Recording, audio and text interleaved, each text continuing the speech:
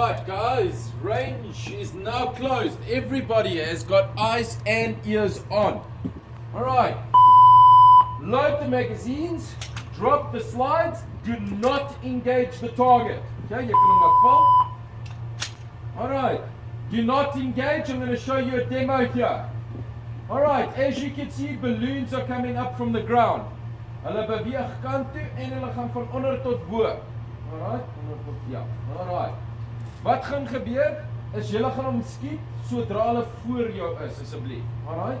Die beste tyd om te skiet is net bo die water en net bo die wolke. Okay? Baie mense beweeg te vinnig skiet, dan skiet hulle die vloer.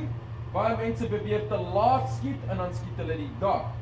Die rede hoekom ek vra dat julle die ballonne reg voor jou skiet is want baie mense van die kant probeer die ballon soos daar probeer omskiet en dan skiet hulle die muur. Soos oom daar sien, moenie vir daai kant van die skerm skiet nie, want dan skiet hulle die muur. Alraai, so oom sal daai 3 geskiet het, jy sou net wag. Kyk, jy kan sien hy's eintlik nou in die middel van die skerm, dan mag jy hom strek. Verstaan almal? Ja. Okay, shooters ready! On target, on time, fire at will. Nice. Say.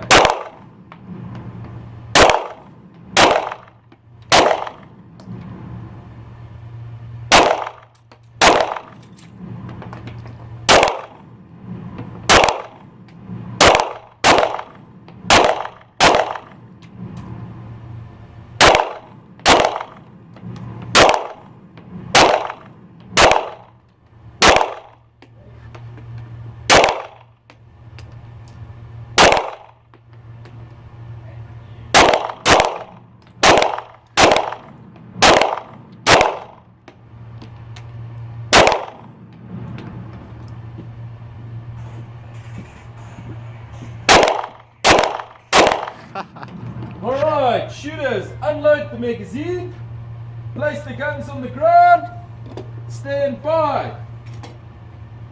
Wil hê jy met my guns gou doen. Daar's